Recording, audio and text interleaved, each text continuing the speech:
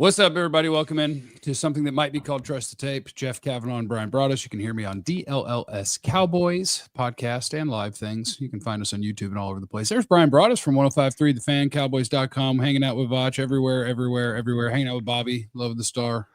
He's from everywhere. What's up, Bryan? Good morning. Good morning, sir. How's it going? I'm crushing. Have you looked at Cincinnati, and are you looking at more draftable players? One of those two, absolutely. One of those two I've absolutely done. I've seen Cincinnati play football, and I am up to 20 draft players. So I'm in my groove now. I'm in my groove now. So if you want to talk about Cincinnati, feel free, bud. Yeah, Burrow's really good. Jamar Chase is super good. They don't pass protect real well. Can Micah get 5 sacks? Are we going to beat the Bengals? Yeah, the trick will be, you're absolutely right. I think the biggest thing that the Bengals deal with is the problems with pressure and blitzing. And, you know, when you watch the sacks that they've given up, the pressures they've given up, it's a team. What's going to be interesting, Jeff, is will the Bengals try and run the football? You know, will they try and run the ball with Chase Brown in this game? They're a team that's very similar to you when you look at the metrics and stuff of the numbers. You know, they're a team that likes to get in the shotgun. They like to throw the ball. They're not really interested in running the football. And, you know, they've had to kind of deal with that. They've really kind of ridden the arm of Joe Burrow, and you mentioned Chase and T. Higgins and guys like that. So, you know, T. Higgins is finally healthy too, which really, really helps their situation. But you know, this might be the first week in a while where you haven't had to deal with a running quarterback and you haven't had to deal with a big-time rushing attack. And so now will Diggs, Bland, Lewis, you know, this Bengals defense faces a lot of cover too because they don't want anybody, because the one thing Chase does is he can get behind you.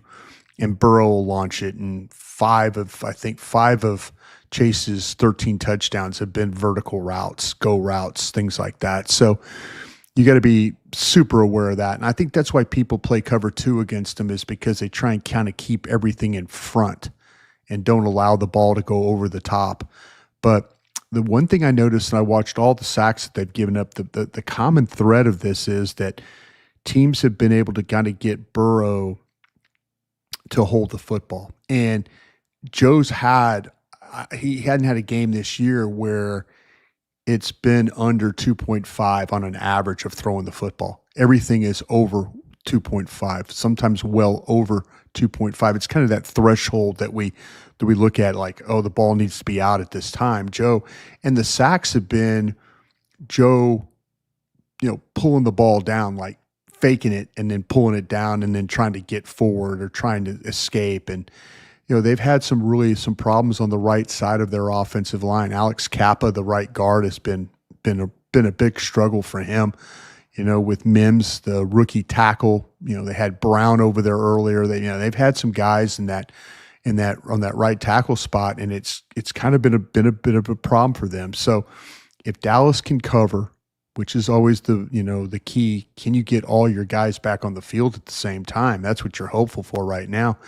And can you find Micah Parsons playing some of that 3 technique? Can Oso Digizua, you know, against Alex Kappa, can he, you know, you want Mike Zimmer's trick this week is to try and figure out how to get as many one-on-one matchups as he can.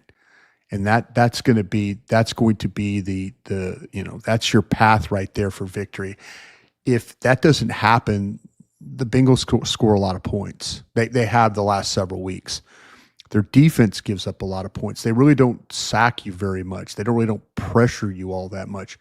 Trey Hendrickson is their best pass rusher, and he absolutely, I was watching the tape this morning, he just crushed the Raiders. I mean, sack after sack after sack, and he's going to line up on Chuma Doga, and that's where he's going to stay. And so, you know, can you handle him rushing the passer, and can you find a way? The Bengals have given up some rushing yards. They don't give up a lot of yards per carry, but they give up yards after contact is something that they really struggle with.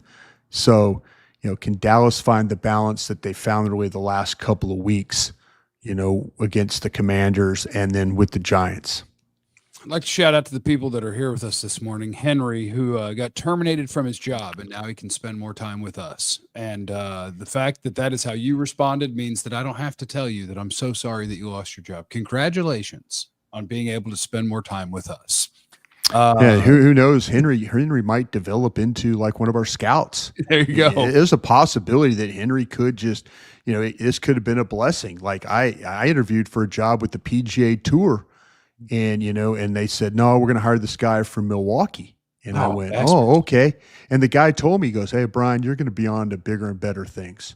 And 2 weeks later, I got a job with the Packers. So maybe this is an avenue. You never know. Bigger and better things, Henry. Always bigger and better things. It's going to end up great. Nope said, good morning, guys. Can't wait to enjoy my coffee and listen to what you have to say. And Creative Ed Shop is talking about, I laid this out for you guys about a month ago. Yes, this is intentional that the Cowboys did not spend money this year. Yes, it was intentional to get their books in order, according to me, and only have the 2 big contracts remaining. Parsons will be a big contract. Yes. And so if they so choose, they could jump right back in the mix if they so choose. So you mentioned the offensive line and that Chuma Edoga is going to be playing. Yeah. I have a question for you about Tyler Guyton.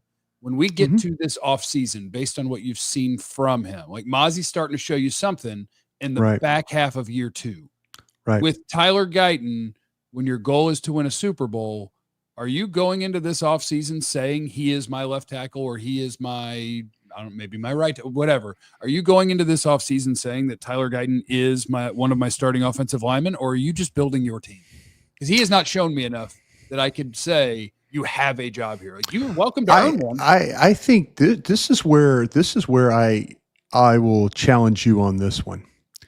And I'm not sitting here, trying to pump smoke up people's ass and talk about, why this guy is going to be this, that, and the other. I think the biggest problem we have with Tyler Guyton is the penalties. Well, yeah, you get 3 games. It's fun. That's a problem.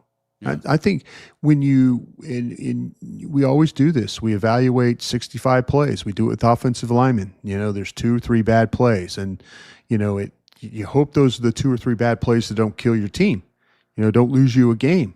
And I've seen plays where Smith is at guard is been great, and all of a sudden one play, boom, it's a sack and it's a fumble, and you're like, oh damn, that was bad. I think the thing with Guyton, I think there's some maturity issues there. I really do. I think he's got to learn the difference between pain and injury. I think he has to toughen up mentally. I think there's times where he's shown he's a very capable blocker. I think there's times where he doesn't know that he's supposed to line up on the line of scrimmage. I think there's times where he hasn't quite figured out that if a guy rushes you inside and is going to the ground, don't hold him. Don't get your hands. Just take your hands off him. Don't shove him to the ground. The biggest problems I've had with Tyler Guyton this year have been the penalties. And it's chaos sometimes as a pass blocker. Is he perfect? No. Trust me, I'm watching Mims and guys around the league, these rookie offensive linemen. A lot of them are struggling, man. It's tough. But I'm going into this with the idea that he's one of my 5 guys, whether he plays left tackle or right tackle. I'm going in with that idea. The unfortunate part of this is if this kid is not going to become more mature, then I've effed this thing up, but you've got to go in with the attitude of, hey, I'm going to go in there, I'm going to work. And, people talk about, work ethic and all that. I'm not in that room every day. The last time I was in that room every day was 2005. But I know enough people in that building that are kind of, hinting to, hey, listen, just, good kid, tries to do the right thing, needs to be more mature about the situations. And if you could find that, then, I think now let's be honest though, too. I'm not totally shot in the ass in some of these tackles that I'm watching in the college. I'm seeing some good ones, seeing some guys. I mean, I really do like Josh Simmons from Ohio State. I like him. He declared for the draft, but he's got a knee injury. We could talk about, Will Campbell from LSU. Is he a guard? Is he a tackle? We could talk about the kid, from Texas, Bates. Is he a guard? Is he a tackle? I know you and I, Now Yeah. you're talking about a player. Now you're feel talking about a player. I don't feel like that he's as good as advertised. Oh, see, I don't know how he's advertised. I just watched him, and I got tired of watching all these guys that I was like, I'm watching because you have to base who you watch off of something. And so I based it off of other people's lists, and I get all the names and I start watching them. And I was watching guys, and I'm like, geez, what? This is supposed to be one of the 20 best players in this draft. Go over there. Get out of here. Go over there. Yeah. Then I turned on Banks tape, and I was like, oh, thank God I found a good player. No, he's a good player. I just don't know. Like I say, I don't know really whether to play him at tackle or play him at guard, and that's a problem that I have right now. Well, do you want him to be a step-in starter, or do you want him to be a step-in Pro Bowler? That's that question, I think. Well, I think you asked the same thing about that wide receiver Hunter from Colorado. Which do you want him to be? I kind of feel like, to me though, I would take.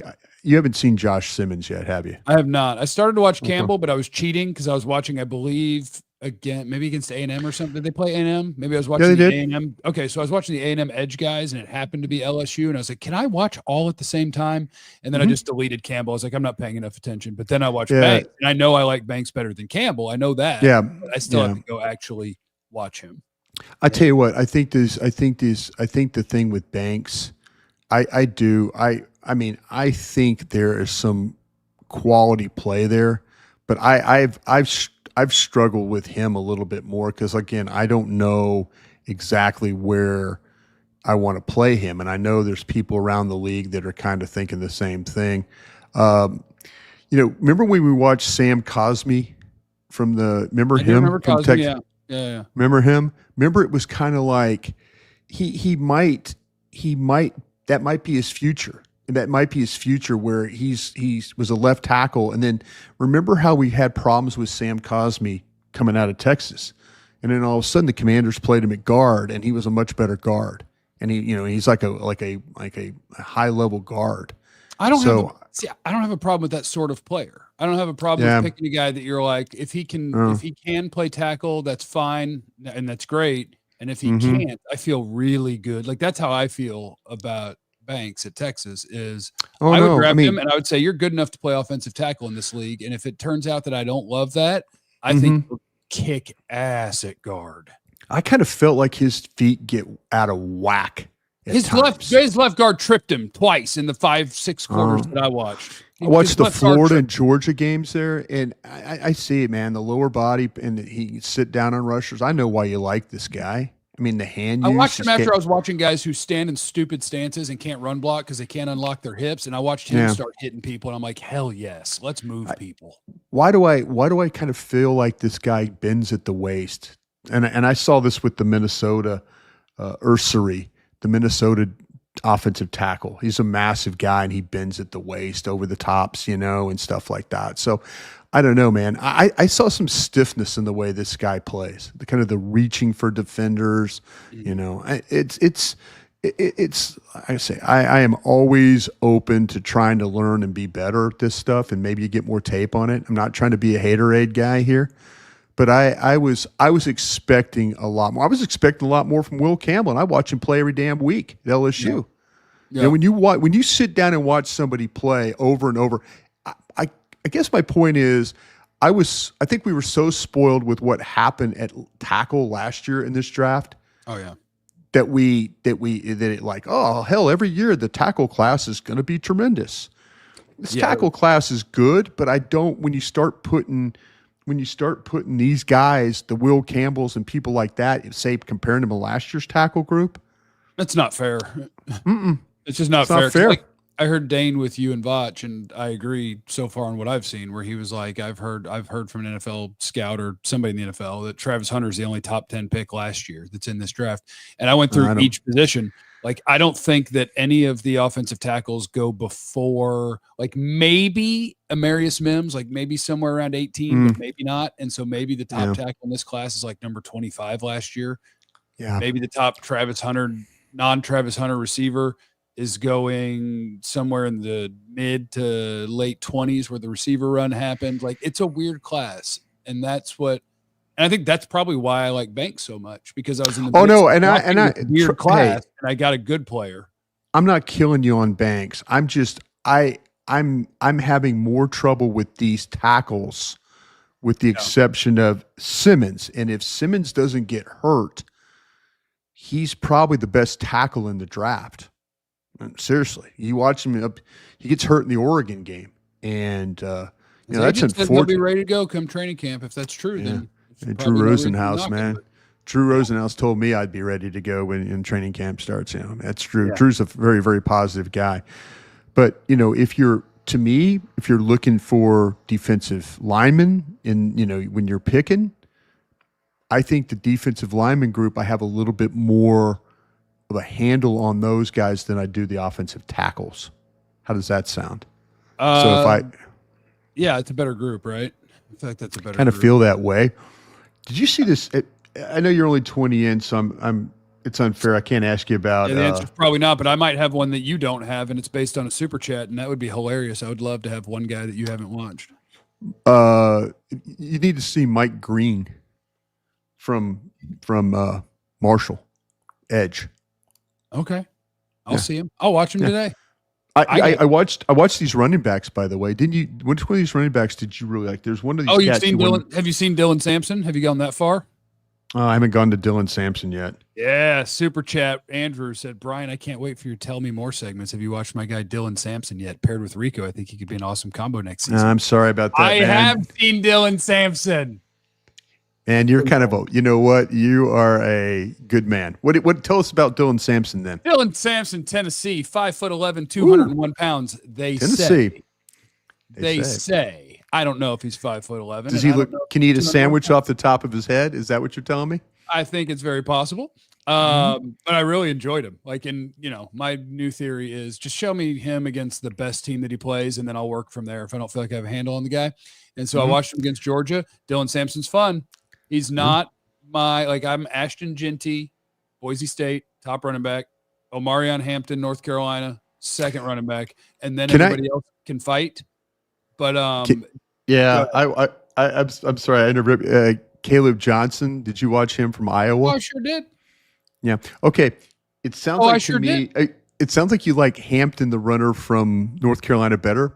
Sounds like I do. Does he remind you of anybody from your past? Hampton. No, I get a better feel for Dylan comparing Dylan. What's his name? The Iowa kid. I have a better feel comparing Caleb Johnson's Iowa kid. I have a better feel trying to compare him to somebody than Hampton off the top of my head. Come on, man. Hampton should remind you of somebody from your past. From my past. From your past. I'm sorry there's so many days that have gone by that we've become old and don't remember these players like we did. You're talking about scouting? You're not talking about a cowboy? I'm talking about a cowboy. Oh.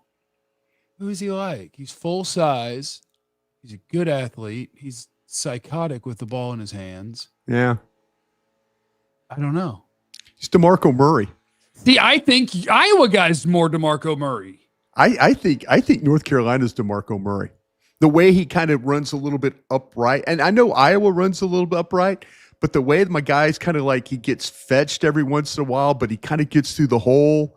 I thought that, and I like if I had to power rank him, I would go Genty, Hampton, and then Caleb Johnson from Iowa. Agreed. I've watched actually 6 running backs. Genty, Hampton. See, this Johnson, is why I've done 20 players. 13 of them are wide receivers. I need a running back. 6 of them are running backs, and I watched an edge rusher by accident. I need a running back. So anyway, Sampson, because the guy asked from Tennessee, he's really fun. I know what we're going to do. Yeah, I can see. Let's go to our running back expert, Jeff Cavanaugh. Jeff, that's right. Take it away. He's got a really fun play against Georgia where they're down on like the 8-yard line and they run a toss to the right and he's running. And he's like, I can't get there. There's too many people out here. And so he goes, stops and he goes back to the left. And he's like, can't get there either. And he goes, and he runs right up the middle and he gains 7 yards when he should have lost 4. So he's a little quick, fast. Where the hell did he go back? They're saying he's 5'11". They say he's 5'11", 201. If that's true, he's bigger than I think he is. But either way, like he's a zoom. He's a zoom. He's like a budget Jahmyr Gibbs, Where I said, I think if you took him in like the third round, I'd be like, hell yeah, pair him. Oh, is that the new phrase? Instead of poor man's, we say budget. I don't know. I don't want to shame the poor. I would never want to shame the poor. Brian, of the players you've watched, how many do you have first round grades on? I haven't added them up yet. I'm at like 8. I haven't added them up. I mean, I've got a list of 41 guys I've seen so far, and when I get to 50, I'm going to start putting them where they need to be. That was kind of my goal, was to kind of be able to. It's going to be. It happens every year. It's between 18 and 22. That's going to be the number. You won't get 18 to 22. No chance. Think so? No chance. No chance? I got Hunter, Johnson. Those are your cornerbacks, 2. Mm-hmm. Starks at safety, Walker at linebacker, Carter on the edge, Graham at D tackle, Banks offensive line. Take that. And Genty at running back. I have 8 guys so far, but I also haven't watched quarterbacks or all the tackles. Yeah, I'm gonna see. That's what I'm saying. When I get to 50, I'm gonna make sure that I see those top quarterbacks, and so I can put them into the mix. But I traditionally get through the first top 50, and then I'll put them in order how I kind of feel about them on my grid.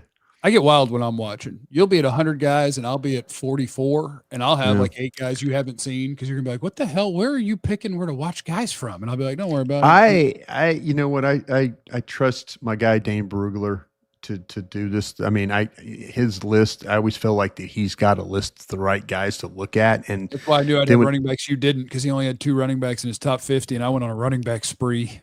I know, it's funny that you say that, though. Because Vach will challenge me to he's like, okay, I've got these guys you need to look at. And he's kind of working off Pro Football Focus's list, Dane's list. He's kind of dancing back and forth between the lists. I bounce around. I'll find anybody who ranks players and work my way down them. And don't get me wrong, I think they're all wrong. None of them know what they're talking about. Dane knows what he's talking about. Including us. We might not know what we're talking about. Who's the one guy that you thought when you watched him, you were like, man, that's not what I thought that guy was going to be? I'm kind of that way with the A&M edges. That's funny because my board has 20 guys on it. And the A&M guys are 19 and 20. Underneath the 4 edges that I've watched, I wrote on the board, which is I let people see while I'm watching, and it just says, A&M guys confuse me. I'll figure it out. Yeah. I was expecting... They're tweeners. They can't really rush the passer, but they're good run defenders, but they're too big to be an edge. They're big. Exactly. See, I was expecting when I was thinking about it, everybody was telling me how good the A&M edges were, and I was like, "Oh, okay, man, I'm excited about this." I don't see A&M a whole lot. I mean, I watched a couple of their games this year. Next time one of them wins on a pass rush, will be the first. But I didn't expect 290 and 280 pound guys. I was kind of thinking these dudes were 255, 248, something like that. I was thinking man, everyone was talking about these guys oh, you got to watch these A&M edges. And I'm like, oh, okay. I was kind of thinking I was watching those old school 5 technique, 3-4 ends, the Chris Canty guys. I was watching, and not that Chris Canty he was a good player. I mean, but I was thinking I was watching Chris Canty play is what I was watching. And that just confuses me because I don't know what I'm doing anymore. Their names are Nick Scorton or Scouton. I don't know how to say it. And then Shamar Stewart, I think. But I'll take the Georgia guy, Williams, over both of them easily because I'm used to him. He's 6'5", 6'6". He's 65, 5, yeah. Like what the edge player bendy. He looked bendy. Yeah, he looks bendy, like he can rush and stuff. And I'm interested. His arms One day you will get to. Mike Green from. I'm gonna skip him. Yeah, skip him. I would skip. Go ahead and skip him. Yeah. See, it's funny because Bobby Belt is funny. Bobby Belt and Nick Harris from the Fort Worth Star-Telegram were talking. They're like, yeah, who's your sleeper player? And Nick said, why do people have all these questions about the draft knowing that it is December effing 5th? I can't give you a sleeper. I can't tell you about your 4th round wide receiver. It's December 5th, man. You know why, Jeff? Because we started on this on November 9th. Nah. The minute that Dak Prescott tore that hamstring, we said, no, we're not going to do this. That's what you're getting. If you want to know about I'm happy. Honestly, I feel blessed that I've studied 41 players so far before, and here it is. What, December 5th? Yeah. And I'm usually 4 days into studying these guys. No, Yeah. I am totally okay getting that kind of jump right now. If this season's going to be that way, then I'm totally okay with that. See, like this Deion Walker, 6'6". Okay, here we go. I've Here never we heard of go. either one. I've never heard of them. Let I me don't know all right. who Let me they talk. are. Let me talk about them then. I've who seen are both they? of them. I've seen Who are both of they? them. I'll tell you what's interesting about Walker, and he is a one technique from Kentucky. Okay. Oh, is that the guy I heard you guys talking bad about because he plays too many snaps and he just stands up? Yeah, and it's funny because he has got some David Irving in him. When you start to talk about big dude that kind of comes and goes as he plays, maybe not the personality of David Irving or anything like that. Peddling weed on Instagram or rolling. I'm not saying that, Jeff, but right. I mean, like you could watch him like against Georgia last year and then watch him against South Carolina this year, and like he is a completely different player. And so that's the thing. I think he plays with some violence. He is. You could feel like he could play a couple of different spots. I think he could play the 1. I think he could play the 3. They line him up. They stand him up. Man, I mean, he gets rid of the blockers pretty quickly. He fights double teams. He's got power. He's got strength. If he does struggle, he plays too tall. He'll come right out of his stance, stand up, and then that's the way that blockers kind of move him. It's kind of some of the stuff that happens to Mozzie Smith, initially in his career. But when he pops right up, you can see him kind of like, okay, now I got to start moving, and he goes. He can play laterally. He can change directions. I mean, there's a lot of things about this kid. He's 6'6". He's 345 pounds. That's what we got to measure that right now. And I'll tell you what, man, he is it. It will test everything in your power to pick him as a player in the first round, because what will happen is you'll fall in love with the traits, and then the things start to everything else, like some of the other film, like he's not playing hard all the time. I mean, this guy could be potentially like that guy Kansas City Jones that plays defensive tackle. Oh, easy, dude. I'm just telling you, man, he's got that kind of ability, but it just goes up and down. And Dane was trying to talk the other day about him being a guy that plays a lot of snaps and all that. And I'll buy what Dane's saying. Now, let me talk to you about our Arkansas kid, if I can. Landon. The other name he said is an Arkansas guy? Landon Jackson. Landon Jackson. Let me talk about Landon Jackson. Of course, Landon Jackson. Yes, of course. Yeah, he's a transfer from LSU. Now here's another guy. He's 6'7". He's 280, and he plays kind of like he's an A&M kid. Yeah, but he's got more juice, I think, than these A&M kids when it comes to rushing the passer. He could be up and down too with this level of play, but I don't think it's because of loafing. I think sometimes he gets caught, but he can capture the edge, and then the next play not even be in the same area code. So there's some really good first step quickness. His best trait is his length and his hand use. I mean, you see him coming off the ball, it's slapping, it's pulling, it's he's doing everything. He's got several ways to kind of free himself, and he's always trying to win with his hands, and he's got a relentless motor, effort in the way he plays. He'll hustle, second effort plays. For a tall guy, he can bend a little bit around the corner. I just like to see it a little bit more from him. Got football intelligence, hard guy to kind of fool in that way, and he does a really good job of reacting to the football. But he can run hot and cold in the way he plays. So there again, where do you draft guys like that? I don't think he's a first round player, but for a guy that's 6'7", 280, he actually does have some pass rush ability to his game. Look at that, you're cooking right here. Cooking right now with the scouting reports. Trying to make our show a little bit better, Jeff. That's all I'm trying to do. If you don't want to talk about the Cowboys, I'll talk about these draft kids all day. I didn't even mean to, but I had to because it accidentally happened, and that's going to happen a lot the rest of this season. No, but that's kind of I'm excited that Now the problem I'm going to get into is how many of these guys have you already looked at that are going to come back? There's going to be like probably 10 of those guys that you're like, odd. You know what I'm saying? Yeah. Like I was hearing like, because for example, Emory Jones, offensive tackle from LSU. Yeah. I've studied him, got a report on him. hearing that he's going to come back. Mason Taylor, the tight end from LSU, hearing he's going to come back. Stop watching so many guys. Be patient. Wait for him to declare, for crying out Evan loud. Stewart, the wide receiver from Oregon, who's from Frisco, transfer from Texas A&M. There's whispers that he's coming back. I've already seen him play. So, God, how many guys am I going to look at? It's going to go like, looked at 40 guys and 10 of them are coming back. Kind of a thing. That's okay. You'll know for next time. It'll be fun. Know for next time. All right, Brian, we got to go. I got to go. You don't have to go. I have to go. I'm ending the show. But thanks for hanging out, and I'll see you again on Monday. Monday. How about that? And by Talk then, about a game. Watch 8 more running backs. There's no question. No, wait. What's the next position you can watch that you will get just totally sidetracked on? Very tight end.